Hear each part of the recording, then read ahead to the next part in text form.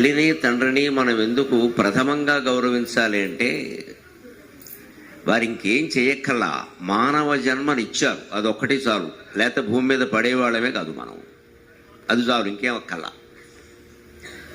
వారు ఆస్తిపాస్తులు ఇచ్చారా, వారు అందంగా ఉన్నారా, మనకు అందం ఇచ్చారా, వారు ఆరోగ్యంగా ఉన్నారా, మనకు ఆరోగ్యం ఇచ్చారా, వారు మనకు ఉద్యోగాలు ఇప్పించారా, చదువు చెప్పించారా, ఇవన్నీ తర్వాత విషయాలు.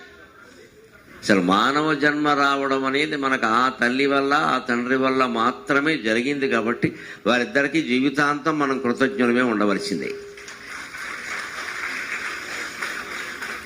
ఎన్నింటిని సాధించడానికి మానవ జన్మ ఉపయోగపడుతుందో, ఇతర జీవులు వేటికి ఆ అవకాశాలు ఎలా లేవో కేవలం మానవుడికి మాత్రమే ఉన్నాయో ఇవాళ కర్మ సిద్ధాంతం ప్రవచనం ద్వారా మనం రుజువు చేసుకోబోతున్నాం. అసలు ఈ సిద్ధాంతాన్ని అర్థం చేసుకోవడానికి కానీ, అపార్థం చేసుకోవడానికి కానీ, అన్వర్థం చేసుకోవడానికి కానీ, సమర్థం చేసుకోవడానికి కానీ కేవలం మానవునికి మాత్రమే ఉంది బుద్ధి కుశలత, ఇతర జీవులకి లేదు. మానవుని కంటే ఇతర జీవులకి చాలా ప్రజ్ఞలు ఉన్నాయి. ఎన్నో విషయాల్లో ఇతర జీవులు మనకంటే నయం. పాము ఎవరూ చంపకపోతే 400 ఏళ్ళు బతుకుతుంది. ఏ ఆహారము దొరక్కపోతే కేవలం గాలి తాగి వారం రోజులు బతికేస్తుంది. ఆ విషయంలో చూస్తే దానికంటే మనం గొప్పవాళ్ళం కాదు. కాకి ఏ తుఫాను రాకపోతే 100 ఏళ్ళు బతుకుతుంది.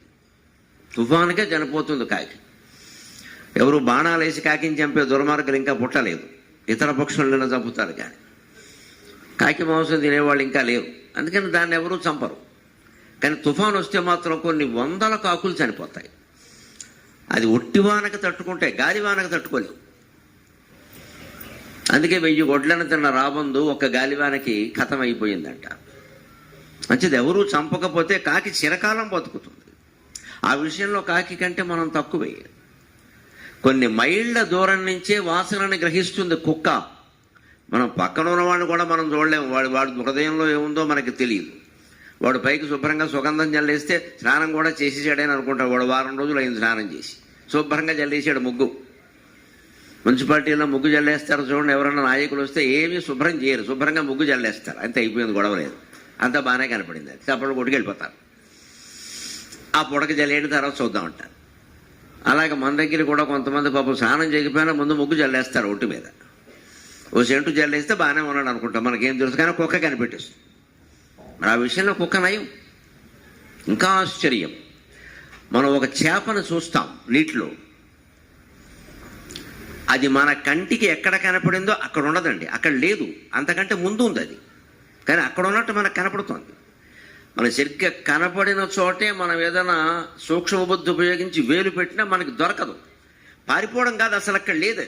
అది ముందుంటే నీకు వెనక్కి కనపడుతుంది. మన చూపులో దోషం అది, చేపలో దోషం కాదు, నీటిలో దోషం కాదు. అది పరీక్ష చేయాలంటే ఎవరైనా చేపలున్న చెరువు దగ్గరికి వెళ్ళి కూర్చుంటే పైన ఏమైనా పెట్టలు ఎగిరినప్పుడు, ముఖ్యంగా లకుముకి పెట్ట, చెకుముకి పెట్ట, లకుముకి పెట్ట అంట, ఇలాంటివి ఎగిరినప్పుడు ఆ పెట్ట వచ్చి చేపను పట్టుకుంటుంది. సరిగ్గా దానికి దొరుకుతుంది చేప. మనం చూసిన చోట ఉండదు.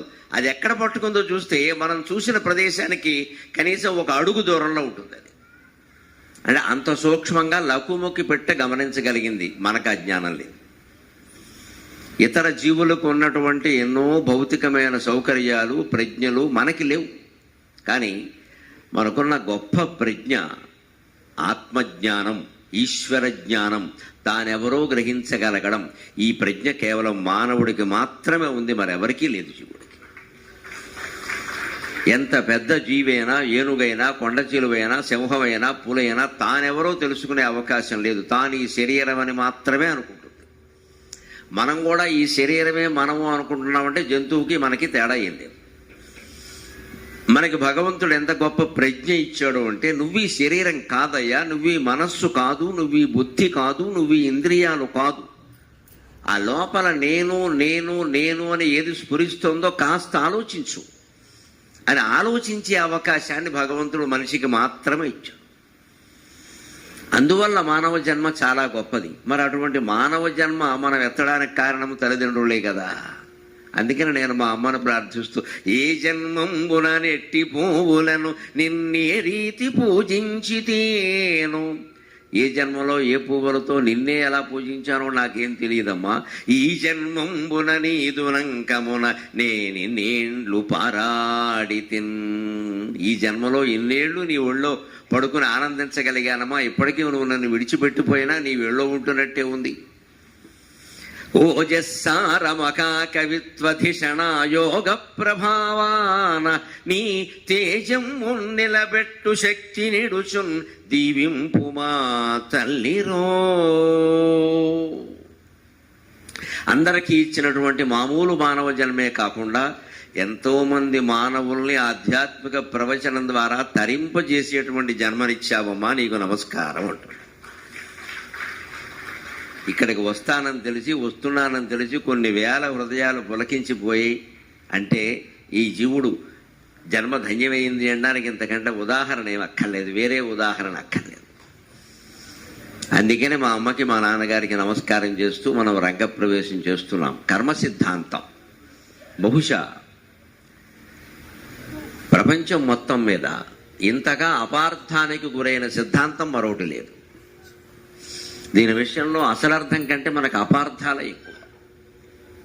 ఒక న్యూటన్ సిద్ధాంతం, ఒక ఐన్స్టీన్ సిద్ధాంతం, ఒక స్టీఫెన్ హాకింగ్ సిద్ధాంతం, పోనీ మన దేశంలో ఒక కణాదుని వైశేషిక సిద్ధాంతం, ఒక గౌతముని న్యాయశాస్త్రం, ఒక వ్యాసుని బ్రహ్మసూత్రాలు, ఇవేవి ఇంత అపార్థానికి గురి కాలేదు. ఒక కర్మ సిద్ధాంతం ఒక్కటే బాగా అపార్థానికి గురైంది. అది ఎందుకు గురైందో దాని అసలైన అర్థం ఏమిటో తెలియాలి అంటే, మీకు పిల్లలు పుట్టినప్పుడు జన్మపత్రిక రాయిస్తారు కదా, ఆ జ్యోతిష్ శాస్త్రవేత్తల దగ్గరికి వెళ్ళి మా వాడు నిన్న రాత్రి 11 గంటల ప్రాంతంలో పుట్టాడంటే, అలా కాదమ్మా ఆయనకి ఇంచుమించు సమయం చెప్పమంటారు. ఇప్పుడైతే పూర్వం సమయం చెప్పేవారు కాదు, చెప్పగలిగేవారు కాదు.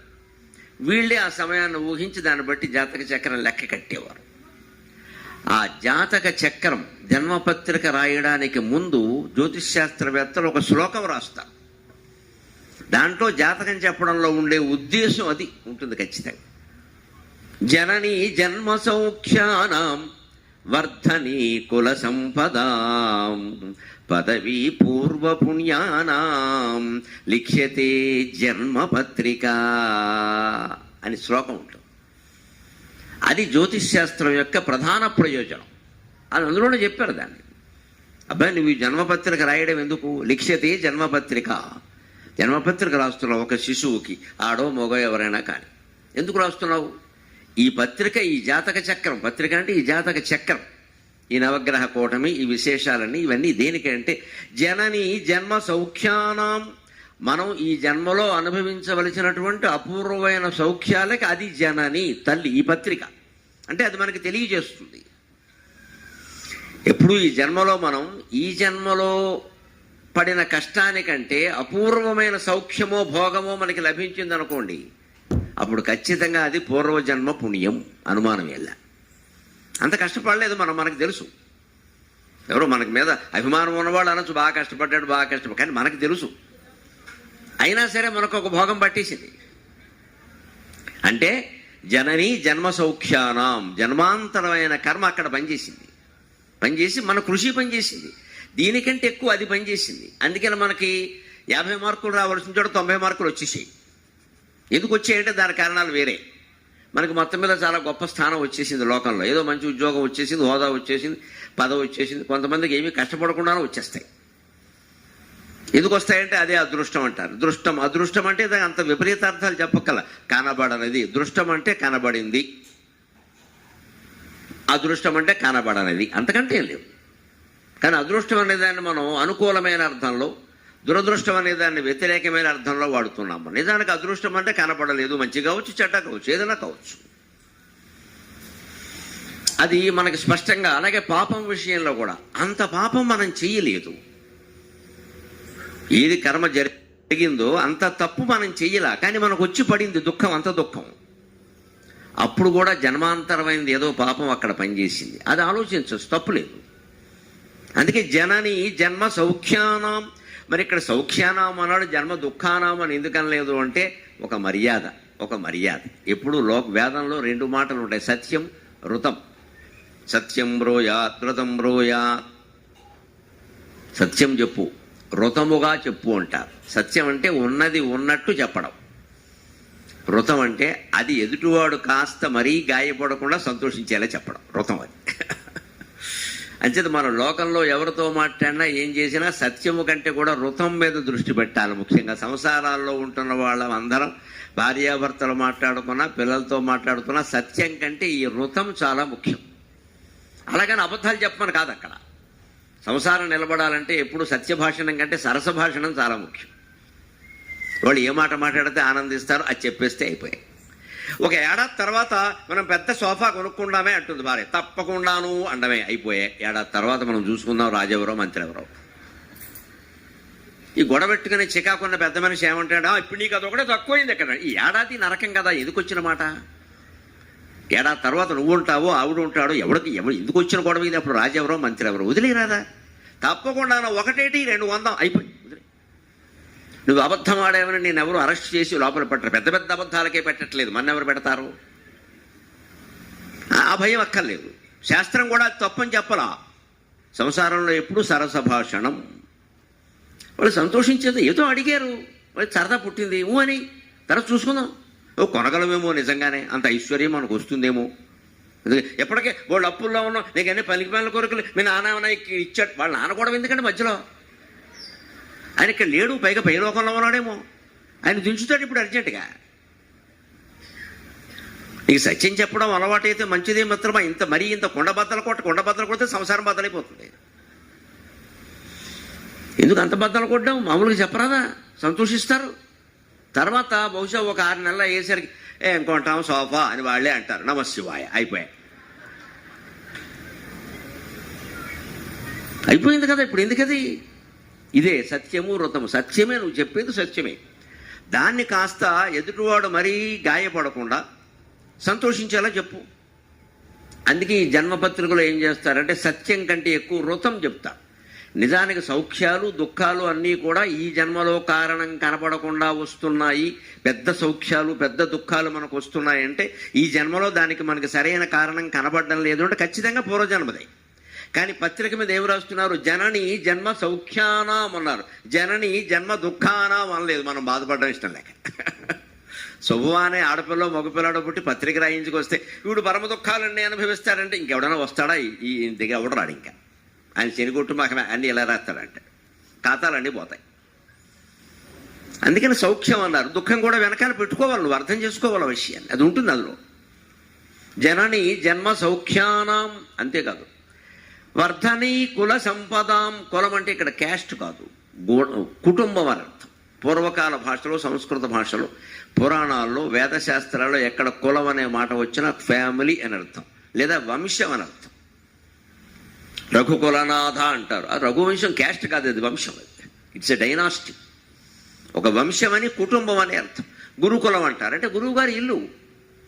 గురువుగారి ఇంట్లో ఉంటే చదువుకునేవారు పూర్వం పిల్లలు. గురుకులం అనేది ఇప్పటికే అంతే కదా, గురువులు అక్కడే ఉంటారు, శిష్యులు అక్కడే ఉంటారు. మరి అంటే గురువుగారి క్యాస్టా అందులో? సాంఘిక సంక్షేమ గురుకులం అంటే క్యాస్టా?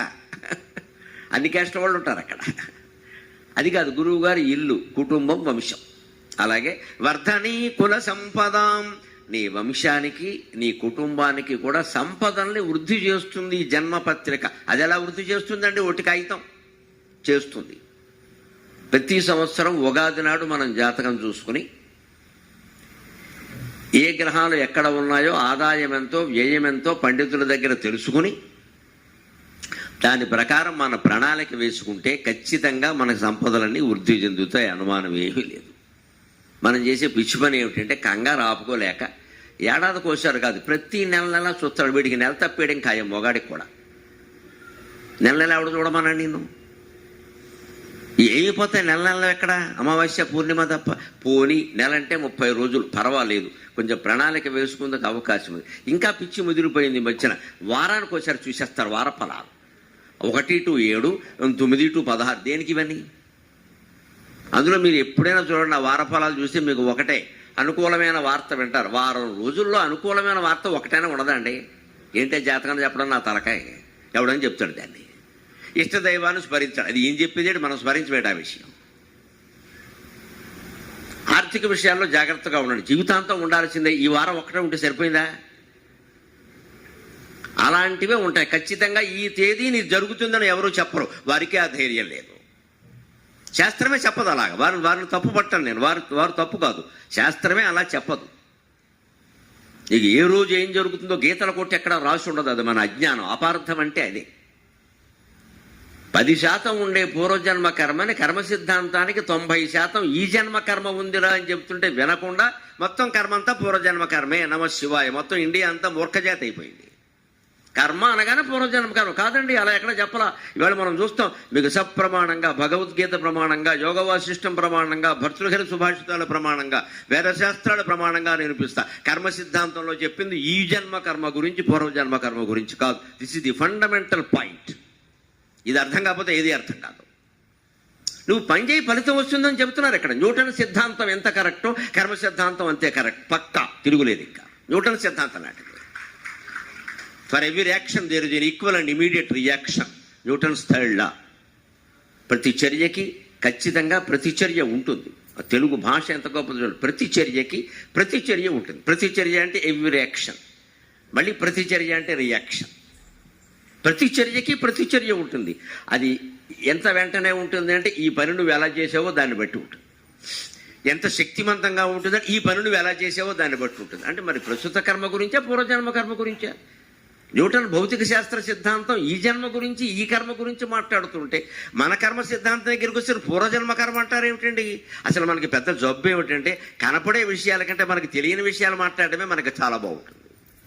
అక్కడికేవో అవన్నీ మనకు తెలిసేసునని ఇంకెవడికి తెలియవని ఏదో చెప్పడం ఎక్కడ. కర్మ సిద్ధాంతంలో 75% ఈ జన్మ కర్మ గురించి చెబుతున్నారు, పూర్వజన్మ కర్మ గురించి కాదు. అనవసరంగా మాయలో పడి మోసాలకు లోనవ్వకండి. అందుకే వర్ధని కుల సంపద అన్నాడు. మీ కుటుంబ సంపదలు వృద్ధి చెందాలంటే జన్మపత్రిక చాలు. మొత్తం జీవితం అంతా ఏ గ్రహ సంపుటి ఎలా ఉందో ఉంది. ఎందుకుంటుంది అలాగా? ఈ జీవుడు తాను అనుభవించవలసినటువంటి కర్మఫలాల ప్రకారం అలా అనుభవించాలి అంటే మంచైనా చెడ్డైనా, పుణ్యమైనా పాపమైనా, ఏదైనా అనుభవించాలి అంటే ఏ రోజుని ఏ నక్షత్రంలో ఏ పాదంలో ఏ సమయంలో పుడితే ఈ అనంతమైన కాలచక్రంలో ఏ రోజుని ఏ నక్షత్రంలో ఏ పాదంలో ఏ సమయంలో పుడితే అవన్నీ అనుభవించడానికి అవకాశం ఉంటుందో అలాగే పుడతాడు. అంటే ఎంచుకోవడం జీవుడి ఎంపిక, దేవుడి ఎంపిక కాదు. ఇందులో ఏ దేవుడికి ఏమీ సంబంధం లేదు. నీ కర్మే నిర్ణయిస్తుంది.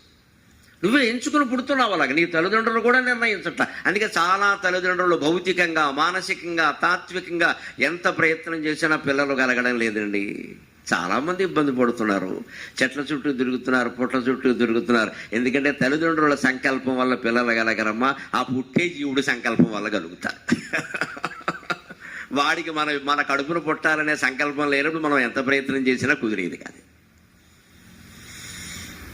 అంటే మనకు యోగం లేదంటే కంగారు కూడా పడక్కల్లా. అసలు సంతానం ఎందుకు కలుగుతారు? రుణానుబంధ రూపేణ పశుపత్ని సుతాలయాహ. ఎవరికైనా మనం బాకీ ఉంటేనే పెళ్ళి అవుతుంది. ఎవరైనా మనకి బాకీ ఉంటేనే పిల్లలు కలుగుతారు. పెళ్ళి అవ్వలేదు అంటే ఎవరికి మనం బాకీ లేవు. పిల్లలు లేరు అంటే ఎవరు మనకి బాకీ లేరు. నమశివాయ. ఇంత అదృష్టవంతుడు లోకంలో ఉంటాడా? ఇంత అదృష్టవంతుడు లోకంలో ఉంటాడా? శంకరాచార్య అటువంటి అదృష్టవంతుడు, వివేకానందుడు అటువంటి అదృష్టవంతుడు, రామకృష్ణ పరమహంస పెళ్ళయి కూడా అటువంటి అదృష్టవంతుడు. వాళ్ళందరినీ మనం ఆదర్శంగా తీసుకుంటాం, వాళ్ళందరికీ నమస్కారాలు చేస్తాం. మన పిల్లాడికి మాత్రం ఏంటో పెళ్ళవట్లా, ఏంటో పెళ్ళవట్లా. అయిన తర్వాత ఉంటాయి పెద్ద బాధ్యాలు. ఇప్పటి నుంచి ఎందుకు అడుగుతావు? అవట్లేదు ఎంతవరకు అంటే అయ్యే వరకే. మా జొమ్మ ఏం పోయింది? మీరు పెళ్ళికి పిలుస్తారు, భోజనాలు చేసి వెళ్ళిపోతాం. తర్వాత వాళ్ళు ఎడుతూ ఉంటారు అక్కడ ఎందుకయిందని. ఓ పక్క సన్యాసుల గురించి, బ్రహ్మచారుల గురించి, మహాయోగుల గురించి వాళ్ళ చరిత్రలన్నీ మనం చదువుతున్నాం, వింటున్నాం. మళ్ళీ మన పిల్లలకి పెళ్ళి అవ్వలేదని ఏడుస్తూ ఉంటాం. ఎందుకంటే లోక మర్యాద అంతకంటే ఏం లేదమ్మా. పక్కింటో వాళ్ళకైంది, మన ఇంటో అవ్వలేదు. తోడోళ్ళు పిల్లలకైంది, మన వాడికి అవ్వలేదు. మేనళ్ళు పిల్లలకైంది, మన వాళ్ళకి అవ్వలేదు. ఆక్షేపిస్తారేమో పిల్లకి 34 ఏళ్ళు వచ్చేసి ఏదో మహాయోగిని అవుతుందేమో, ఒక లల్లాదేవి అవుతుందేమో, ఒక అక్క మహాదేవి అవుతుందేమో, ఒక బెజ్జ మహాదేవి అవుతుందేమో. అవనీరాదమ్మా, ఎందుకు వచ్చిన గొడవ? పెళ్ళి మనకైంది సరిపోలేదా, వాళ్ళకు కూడా అవ్వాలా? ఇదో పెద్ద శిక్ష.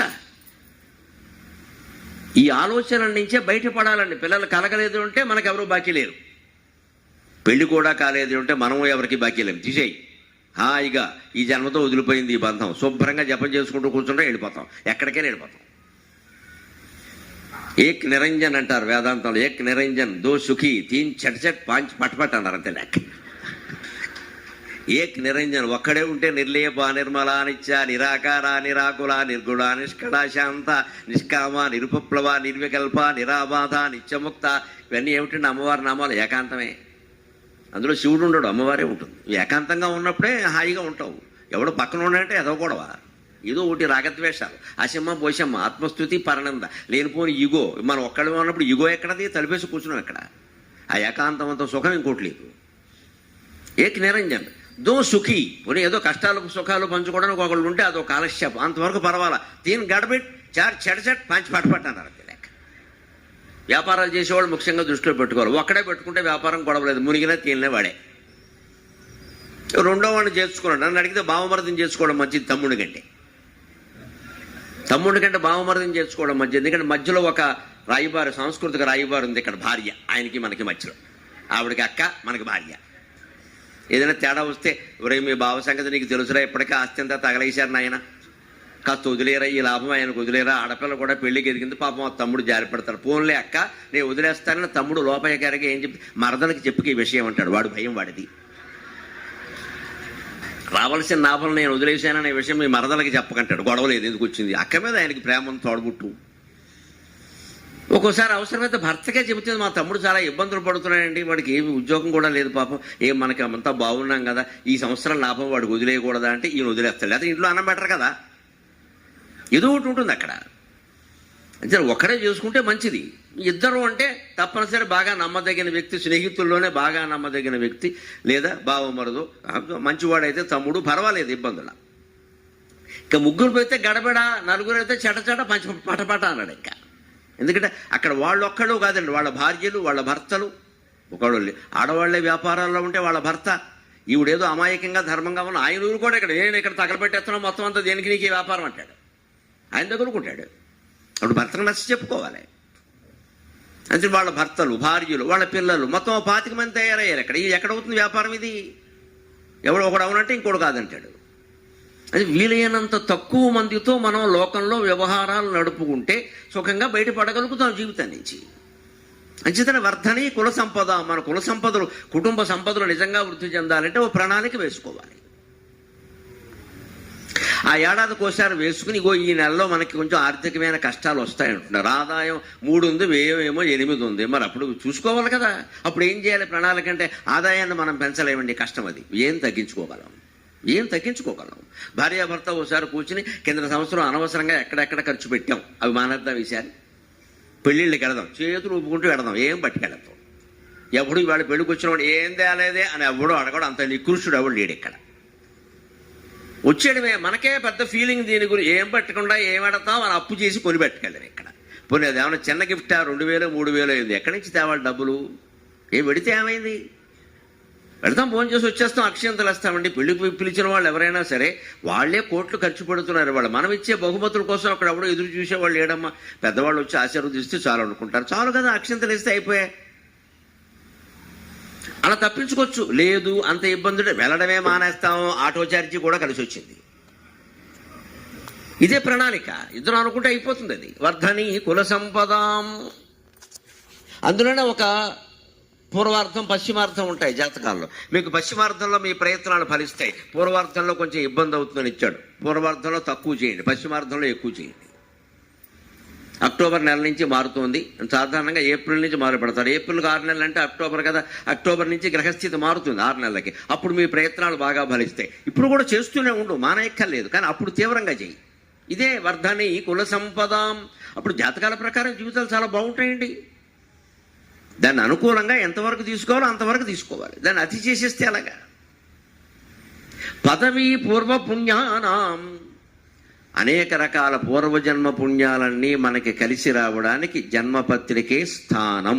ఎందుకంటే మనకి తెలియని సుకృతాలు చాలా చేస్తుంటాం పూర్వంలో, దుష్కృతాల్లాగే పాపాల్లాగా ఏవో చేస్తుంటాం. అవి ఒక్కోసారి కలిసి వచ్చి ఈ జన్మలో మనం ప్రయత్నం చేయకపోయినా సరే మనకేవో పెద్ద పెద్ద స్థానాలు, పదవులు, పీఠాలు అనుకోకుండానే చదువు బాగా రావడం. మనం కొంచెం మామూలు విద్యార్థి, పెద్ద ధారణాశక్తి లేదు, అయినా మనకెందుకో చదువు బాగా వచ్చేస్తుంది. అదృష్టం కొద్దీ కొన్ని కలిసి వస్తాయి. మొన్న IPL మ్యాచే లెక్క మీకు. వరల్డ్ కప్ ఎలా వచ్చిందని 24 బంతుల 26 పరుగులు చేయాలా? అసలు గెలవడం సాధ్యమేనా? వీళ్ళు ఇక్కడ అవతల వాళ్ళు తెగ్గొట్టేరు పట్టుకుని, అందులో ఆఫ్రికా వాళ్ళు ఎలాంటి వాళ్ళు క్లాసను మిల్లరు వీళ్ళంతా దిగ్గజాలు అక్కడ. దుర్యోధనుడు కర్ణుడు లాంటి గ్యాంగ్ అది. వాళ్ళ ఒక అర్జునుడు గెలవడం అంటే అలాగే మనవాడు ఒక బొమ్రా అన్నవాడు ఒక బంతి ఎగానే మొత్తం భూమండలం తిరిగిపోయింది అక్కడ. ఇదే అదృష్టం అంటే, ఇదే అదృష్టం అంటే. అది గెలుస్తారని ఎవరు ఊహించలేదండి. రాత్రి 10ంటికి ఎప్పుడో మొత్తం టీవీలు కట్టేసి స్థితికి వచ్చేసారు అందరూ, ఇంకా చూడక్కర్లేదని. 24 బంతులు ఉన్నాయా, 26 పరుగులు. ఎవడైనా చేస్తారండి. ఊరికే పెద్దట్లో క్రికెట్ ఆడేవాడు కూడా చేస్తాడు ఆ పరుగులు. పెద్ద 24 బంతులు ఉంటే చేయడానికే బంతి కూడా వేసుకున్నా అయిపోయింది కదా. కానీ దిగ్గజాలు లాంటి వాళ్ళందరూ బ్యాటింగ్కి వస్తే ఇక్కడ ఉండేటువంటి వాళ్ళు అక్షరు, హార్దిక్, ఇటువంటి వాళ్ళందరూ ఒక క్యాచ్ తీసుకుని పట్టి మొత్తం అప్పేశారు అందరినీ. ఇక్కడ 7 పరుగులు తేడాతో ఓడించి పారేశారు. ఇదే జన్మాంతర సుకృతం, అదృష్టం అంటే ఆటగాళ్ళ యొక్క సుకృతం. అది మన సుకృతం, మనకు ఆనందించింది. అలా అదృష్టం కలిసి వస్తుంది ఒక్కోసారి. ఆట అర్థమైతే జీవితం అర్థం అవుతుంది. అందుకే జీవితాన్ని ఎప్పుడూ ఒక క్రీడగానే భావించాలి. ఇదేదో పెద్ద గంభీరమైన వ్యవహారం, తీవ్రం అనుకోవద్దు. It's just a game. Shankaracharya చెప్పిన మాట, క్రీడార్థం సృజసి ప్రపంచమఖిలం క్రీడామృగాస్తే జనాక. క్రీడ కోసమే నువ్వు ఈ ప్రపంచాన్ని సృష్టించావు పరమేశ్వర, మేమందరం నువ్వు వాడుకునే ఆట బొమ్మలం అన్నాడు. పరమేశ్వరుడు చేతుల్లో ఉన్న ఆట బొమ్మలం అండి. తెల్లపావులమైతే శివుడి చేతుల్లో ఉంటాం, నల్లపావులమైతే అమ్మవారి చేతుల్లో ఉంటాం. ఎందుకంటే శివుడు తెల్లగా ఉంటాడు, అమ్మవారు నల్లగా ఉంటుంది. అంతే. మనకి ఇబ్బంది ఏం లేదు అందులో. ఎవరి చేతుల్లో ఉంటేవాడు బిడ్డ తల్లి చేతుల్లో ఉన్నా తండ్రి చేతుల్లో ఉన్నా సుఖంగా సురక్షితంగా ఉంటాడు. బయట వాళ్ళ చేతుల్లోకి వెళితే ఇబ్బంది, కానీ తల్లి తండ్రి చేతుల్లో ఇబ్బంది ఏముంటుంది? మనం జగత్తుకందరికీ తల్లిదండ్రులు ఎవరు? మాతామే పార్వతీదేవి పితాదేవో మహేశ్వర బాంధవా శివభక్తాశ్చ స్వదేశో భువనత్రయం. మన తల్లి పార్వతీదేవి, మన తండ్రి పరమేశ్వరుడు, వారిద్దరి చేతుల్లో ఉన్నాం మనం. వాడు అడిదిప్పితే ఇడిదిప్పిన మంచిదే. ఈ భావనతో ఉంటే జీవితం హాయిగా వెళ్ళిపోతుంది. ఇది క్రీడ, ఇది ఆట. దుఃఖం వచ్చినా ఒక ఆట. ఓసారి ఓడిపోయామంతే, పాఠం నేర్చుకుంటాం. గెలిచినా ఒక ఆట, ఏం తెలుసుకోవాలో తెలుసుకుంటాం. అప్పుడు బాధపడాల్సిన పనే ఉంటుంది. రెండు ఆనందంగానే ఉంటాయి. ప్రతి ఓటమి గెలుపుకి ఒక మెట్టులో ఉపయోగపడుతుంది ఖచ్చితంగా. ఒక్కసారి ఓడిపోయామంటే అదో మెట్టు, జాగ్రత్తగా చూసుకోవచ్చు ముందు నుంచి. ఎక్కడ వస్తుంది తేడా ఉంటే మనకి పిల్లల్ని పెంపకాలను జాగ్రత్త పడాల్సింది ఏంటంటే, పడలేకపోతున్నది ఏంటంటే, వాడు ఒకటో LKG మొదలప్పటి నుంచి వాడిని you should get first rank అని చంపేస్తున్నాం వాడిని పట్టుకుని. ఇక్కడ ఎప్పుడైనా ఒక నెల 2వ నెల వాడికి ర్యాంక్ రాకపోతే ఇక ఇంట్లో తల్లి మూతి ముడిచేసి తండ్రి తోక ముడిచేసి మొత్తం అయిపోతుంది. ఇక్కడ వాడు పెద్ద తీవ్రంగా తీసుకుంటాడు దాన్ని. నాకు ర్యాంక్ రాకపోతే ఇంట్లో నన్ను సరిగ్గా చూడరు అన్నమాట. అందుకని వాడు IITకి వచ్చేసరికి ఈ చదువులు చదవలేక అయిపోయిందమ్మా ఆత్మహత్య కూడా చేసుకుంటున్నాడు. గర్భశోకం ఎవడది? ఎందుకంత భయపడే పద్ధతిలో పెంచాలి పిల్లల్ని? ఆ ర్యాంక్ అంత గొప్పదా? వాడు జీవితంలో స్థిరపడలేనప్పుడు, జీవితానికి అవసరమైన ధైర్యాన్ని వాడికి ఇవ్వలేనప్పుడు, వాడు IIT చదివితే ITI చదివితే ఎవడికి చదివితే ఏం చదివితే ఏంటట? ఇది మనం చదువుల్లో జాగ్రత్త పడాల్సి. మనోధైర్యం ఉందా? దేన్నైనా తట్టుకునే అలవాటు ఉందా? లేనప్పుడు ఎందుకు ఇక్కడ? ఇది గ్రహించాలి. ఇది జన్మపత్రికతోనే సాధ్యం అవుతుంది. పదవి పూర్వపుణ్యానం. మన ప్రయత్నం తక్కువగా ఉన్నా ఫలితం ఎక్కువగా వచ్చింది అంటే ఎప్పుడు ప్రయత్నాన్ని బట్టే ఫలితం ఉంటుంది. పిండి కొద్దీ రొట్టె. పిండి ఎంత ఉందో రొట్టె అంతే వస్తుంది. తక్కువ పిండి పెట్టుకుని 16 రొట్టెలు రావాలంటే రావు. కర్మను బట్టే ఫలితం ఉంటుంది ఖచ్చితంగా. న్యూటన్ సిద్ధాంతం ఎటువంటిదో ఇది అంతే. ఎంతో 10 పైసలు పుణ్యం చేస్తే 10 పైసలే వస్తుందమ్మా, 12 పైసలు రాదు. లెక్క తేడా ఉండదు అక్కడ.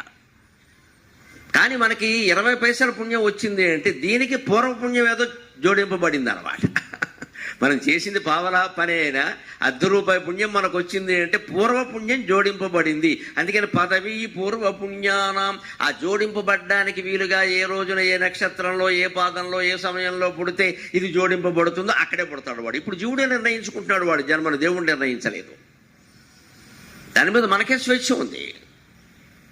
పదవీ పూర్వపుణ్యానం లిఖ్యతే జన్మపత్రిక. అందుకోసం ఈ జన్మపత్రిక రచించబడింది.